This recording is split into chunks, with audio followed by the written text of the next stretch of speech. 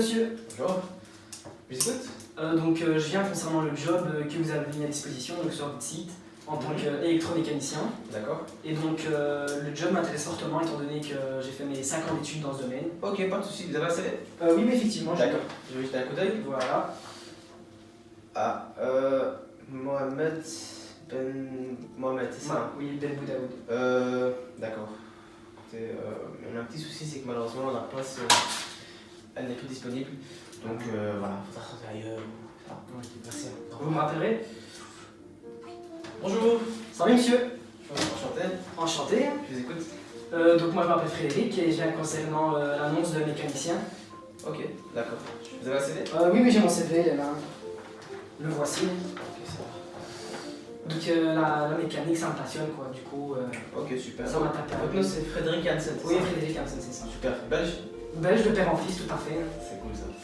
Ok, donc, vous n'avez pas d'expérience? Non, pas encore. C'est pas grave, ne tracassez pas. Diplôme non plus, vous l'avez pas? Non, malheureusement. C'est pas grave.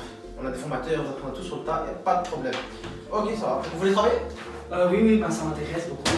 Ok, super, je prends votre contrat. Lundi, c'est bon pour vous? Oui, lundi. Vous commencez lundi. Super, merci monsieur. Un bon compatriote. Merci à vous. Bon, on est d'accord, ce qui vient de se passer ressemble à une blague ou un entretien d'embauche d'un temps qui est révolu. Malheureusement, ce n'est pas le cas.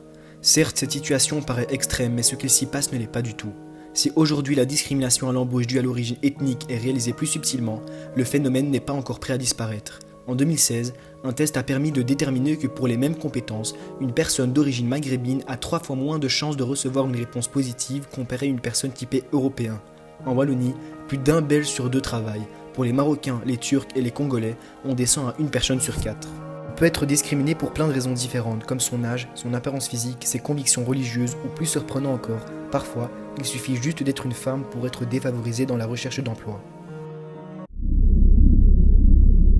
Et d'un point de vue du marxisme, la discrimination d'embauche, ça dit quoi? Ils reconnaissent la discrimination d'embauche et ils sont opposés. C'est-à-dire qu'ils sont conscients que certains groupes de personnes, certains individus sont victimes de discrimination à l'embauche de par leur originalité, leur orientation sexuelle.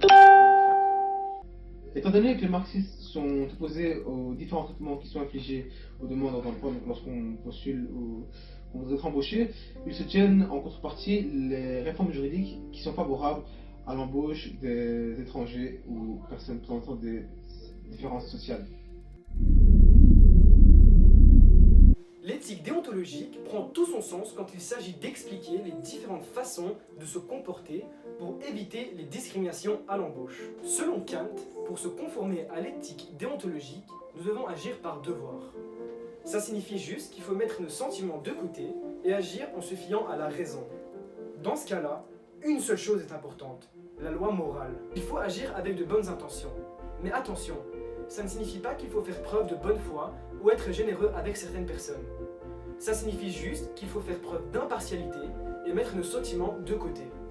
Dans la discrimination à l'embauche, agir par devoir et donc ne pas agir selon nos propres intérêts signifie qu'il ne faut pas faire de distinction entre les différentes personnes. Il faudrait tout simplement créer des lois universelles qui pourront correspondre à l'ensemble de l'humanité. Selon la déontologie, une façon d'agir doit pouvoir se déployer à tout le monde sans que cela ne puisse causer de problème. Si tous les employeurs discriminaient les gens d'une certaine race, on aurait un réel souci dans notre société.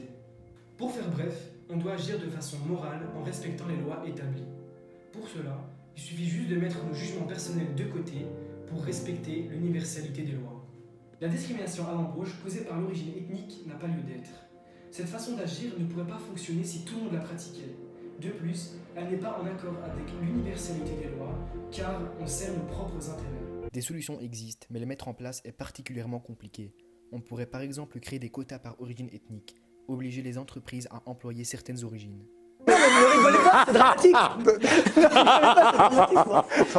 En effet, ça ne pourrait pas marcher. La solution la plus pertinente trouvée à ce jour est le CV anonyme. Si l'employeur ne connaît pas l'origine de la personne, il ne peut pas y avoir de discrimination. Malheureusement, le problème est bien plus profond.